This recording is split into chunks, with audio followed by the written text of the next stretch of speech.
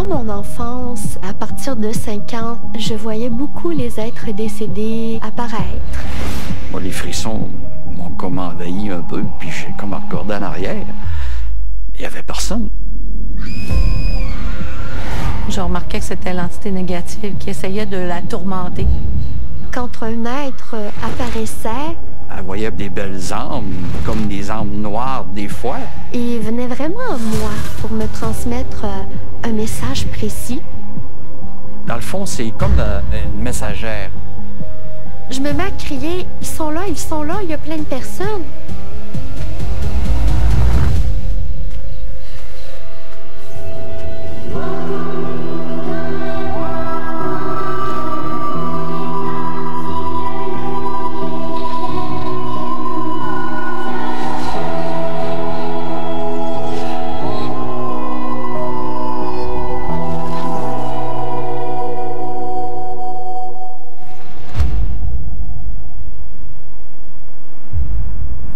Marie-Julie, quand elle était toute petite, c'était une petite fille quand même assez spéciale. Moi et son papa, on voyait qu'elle regardait dans les coins de mur, elle suivait du regard à plusieurs endroits. J'étais dans sa chambre avec elle, elle était dans sa couchette. Nous, on était juste tous les deux dans la chambre. Puis là, elle regardait par-dessus mon épaule. Moi, les frissons m'ont comme envahi un peu, puis j'ai comme regardé en arrière. Il n'y avait personne.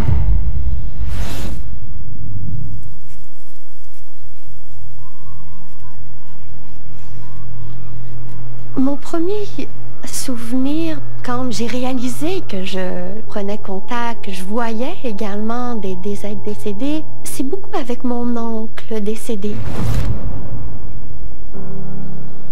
J'ai un de mes frères qui est décédé subitement 1 mois et demi avant que j'accouche de Marie-Julie. Quand elle commençait à le percevoir, je lui demandais qui et elle allait à la photo de mon frère, elle montrait du doigt, c'est ce monsieur.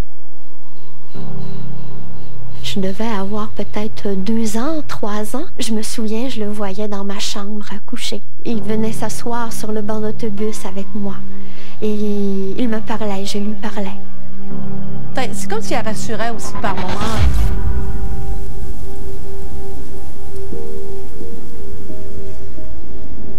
Il y a une fois en particulier, j'étais assise sur un banc et il est venu s'asseoir à côté de moi. Il faut savoir que j'étais tout seul sur le banc, il n'y avait personne.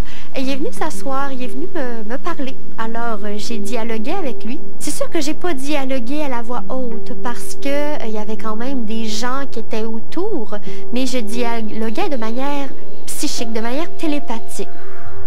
C'est à travers lui que ça a commencé, que j'ai compris qu'il y avait un dialogue qui se faisait avec les êtres qui avaient quitté ce monde.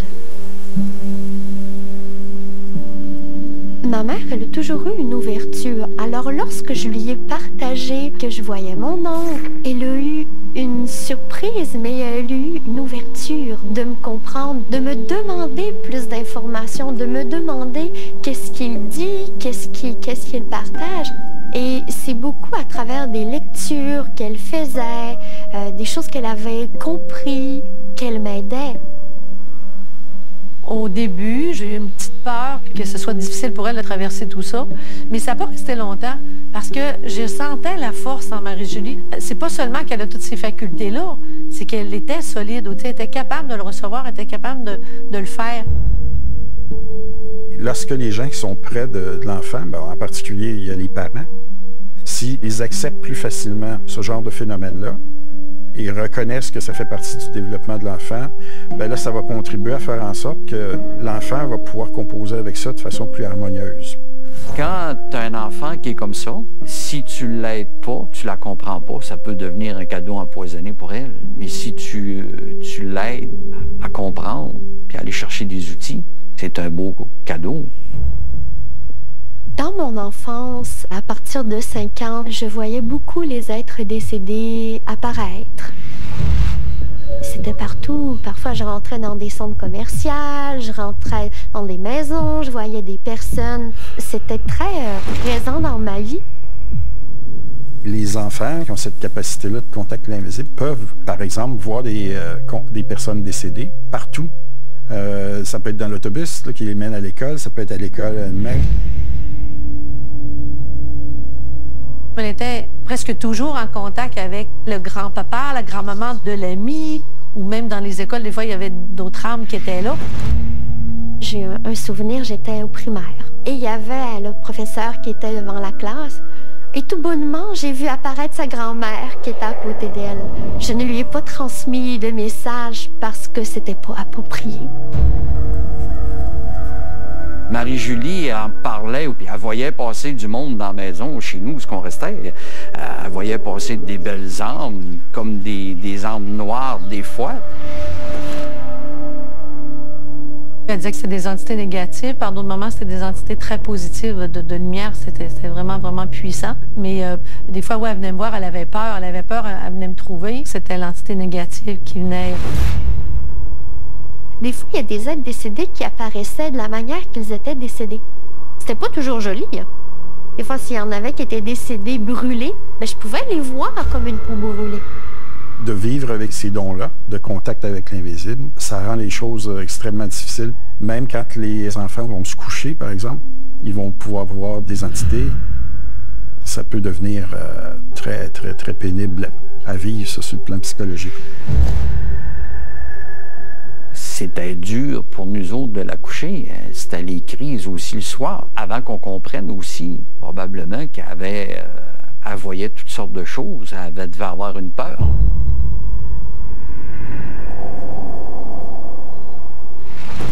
J'ai eu des moments où c'était difficile. Je me faisais déranger, je me faisais brusquer, surtout quand c'était le temps de dormir dans mon sommeil.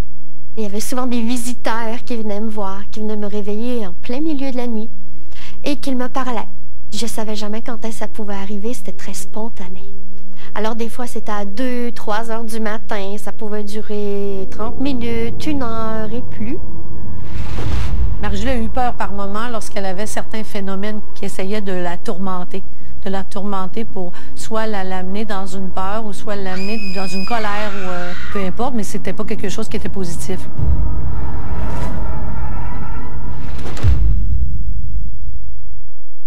Les jeudis. Scientifiquement, ça ne peut pas arriver.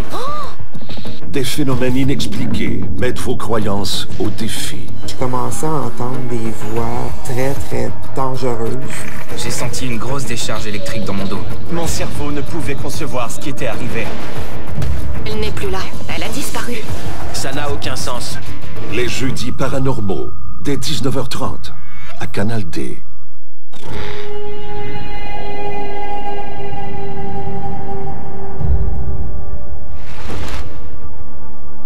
Quand un être apparaissait et venait vraiment à moi pour me transmettre un message précis, on me disait plein de messages, on me disait d'écrire. C'était tellement fort la pression que je devais prendre mon papier, mon crayon et écrire. C'est pour ça qu'elle avait toujours son petit cahier proche d'elle, parce que souvent, elle recevait des messages, des informations qu'elle notait dans son cahier. Dans les messages qu'elle recevait, des fois, elle ne les comprenait pas.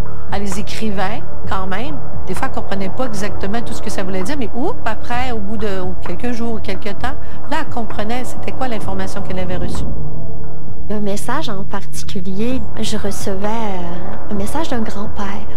Et ce grand-père-là avait un message précis pour la personne.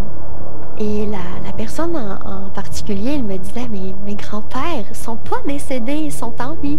Et moi, je dis, je peux pas te dire plus que ça. Il me dit ce message-là, alors je dis, laisse les choses aller, peut-être que tu vas avoir des réponses plus tard. Et quelques mois plus tard, j'ai un retour de cette femme-là pour me dire qu'elles ont découvert un secret familial dont c'était réellement son grand-père. Il était venu faire remonter la vérité à la surface. Alors ce message-là a permis de faire énormément de paix à la famille. Dans le fond, c'est comme une messagère. Puis à un moment donné, Marie-Julie, elle a dit, le message, c'est pour toi, papa. C'était un enfant. Et là, je comprenais pas. Puis Joanne, elle a fait une fausse couche avant Marie-Julie.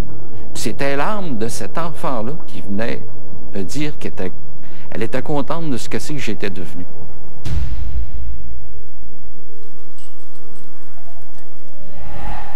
Quand je recevais un message, j'écoutais si je devais le transmettre ou non. Des fois, c'était des défunts qui arrivaient, va dire à telle personne que « mais je la connais pas, cette personne-là, ce que je vais lui dire ». Alors souvent, elle allait porter le message. Mais je savais que j'étais obligée de transmettre un message dans ces moments-là. Je me sentais pris entre mon incarnation et entre, je pourrais dire, l'obligation que j'ai de transmettre un message. On dit qu'on n'est jamais obligé, mais des fois, c'est tellement fort que t'as quasiment pas le choix. Il y a des défunts qui mettent une pression sur les gens qui sont capables de les recevoir. Ça peut devenir très dur à vivre, là, parce que ils sont constamment sollicités. Ben, c'est parce que Marie-Julie, quand elle a un message d'un défunt, c'est comme important pour la personne. C'est comme si elle lâche pas prise. Quasiment comme si il pesait il donnait un coup sur l'épaule. Je veux que tu y dises, je veux que tu y dises. Souvent, ça m'est arrivé que je recevais des messages dans des moments qui n'étaient pas du tout appropriés. C'est difficile de vivre comme ça, en ayant toujours ces contacts-là à répétition, puis on ne peut pas se concentrer à ce moment-là facilement. À l'école, c'était un grand défi. Le fait de voir, d'entendre constamment des êtres décédés, parfois je pouvais tout simplement partir ailleurs, j'étais plus là. C'est fait de nommer Marie la Lune, Marie, t'es dans la Lune. Le mot « dans la Lune », ça arrivait régulièrement. Et on m'a traité là, par des enseignants que j'avais pas le quotient intellectuel assez développé pour faire quelque chose de ma vie. On m'a dit que j'étais mieux sur le BS. Mon enfance au primaire a été l'enfer, autant pour ma famille, mes parents. C'était très difficile de m'adapter au système scolaire.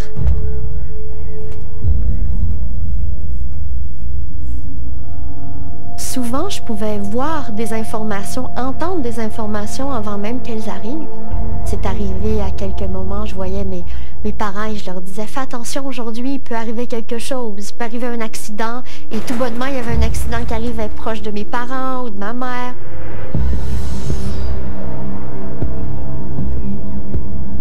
Il y a une prémonition qui a été marquante dans ma vie. J'étais avec mon frère au parc. Et je me mets à voir énormément d'êtres qui crient, des hommes, des femmes, des enfants. Et c'est comme si ils ont peur et qu'ils se dirigent vers moi. Et là, je me mets à crier. Je me mets à crier et je dis à mon frère, ils sont là, il y a plein de personnes. Autour de moi, il y a plein de personnes. Il n'y a personne. On est tout seul au parc.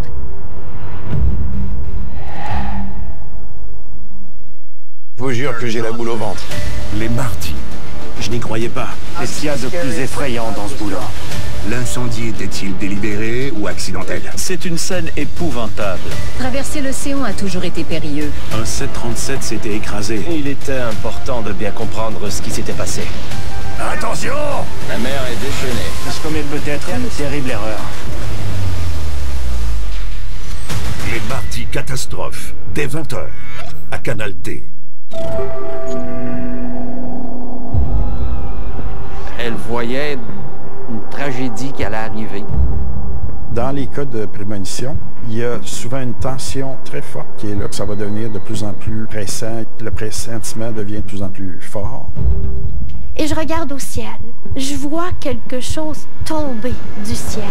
Et là, je dis, ça l'arrive, ça va tomber du ciel. Et là, mon frère, il regarde dans le ciel. Il n'y a rien.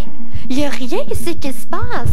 Et là, je cours à la maison. Mon frère, il crie, elle est folle, elle est folle, elle est folle. Je rentre dans la maison en panique, tout essoufflé. Elle pleurait à chaudes larmes, elle m'expliquait, elle dit, les gens crient, les gens pleurent, il y a du feu, ça tombe. Elle voyait la fin du monde. C'était incroyable cette fois-là à quel point elle avait eu peur, mais peur, une peur dure à être consolée, là.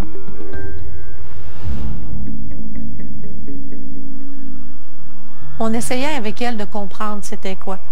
Je disais, regarde Marie, on ne sait pas c'est quoi là, mais accueille-le, c'est parce que tu as ressenti quelque chose sur la planète.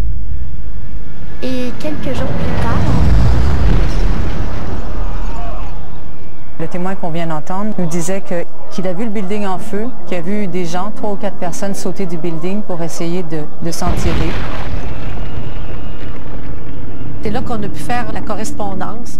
que ce qui s'était passé sur la planète était ce qu'elle avait vu. J'avais ressenti tout ce qui allait arriver. J'avais vu les morts, toute la détresse des gens. Et c'était tellement marquant de voir que je ne pouvais rien faire. Pour Marie-Julie, voir ces images-là, c'est lourd.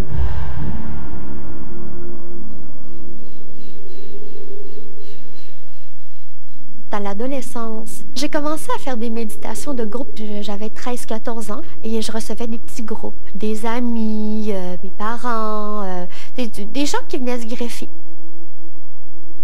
Chaque fois que Marie-Julie faisait des méditations de groupe, le champ d'énergie change. Il y a toujours un bien-être, les gens se sentent portés. Il y en a qui vont dire « Mon Dieu, j'ai libéré quelque chose ».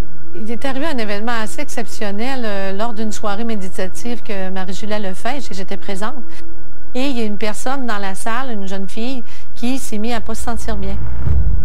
Il y a un liquide qui est sorti de sa bouche, qui est sorti d'elle. Et ce liquide-là était grisonnant, noir. C'était pas tellement joli. Et par la suite, la jeune fille se sentit bien. Elle se sentait libérée de quelque chose. C'était inexplicable, paranormal.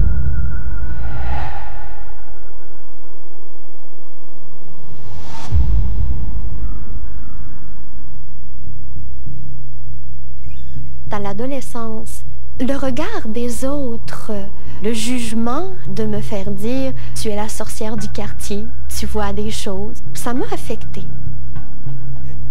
Marie-Julie, il y a eu une période où c'était plus difficile, parce qu'elle voulait rejeter cette partie-là. Et je m'en rendais compte parce que c'est là est-ce qu'elle était un peu plus rebelle. Je sentais que j'étais pas comprise. J'aurais tellement voulu que quelqu'un comprenne. Ça m'apportait une peine puis une frustration intérieure.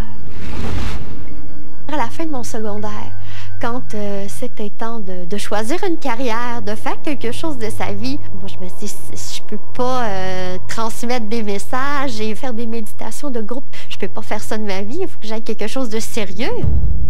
Alors elle a voulu tasser cette partie-là d'elle. Elle s'est inscrite en technique de tourisme.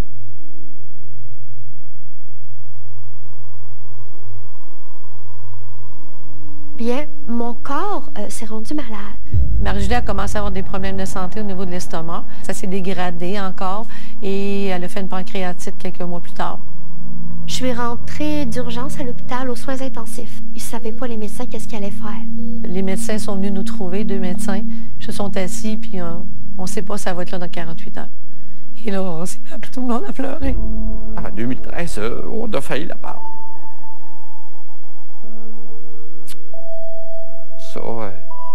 Ça, moi, j'ai trouvé ça dur. J'ai tombé dans les pommes. Et quand j'ai tombé dans les pommes, j'ai vu une lumière, une grande, grande lumière arriver. Et dans la lumière, je me suis sentie aspirée. Je sentais comme si que là, je montais et je sortais de mon corps.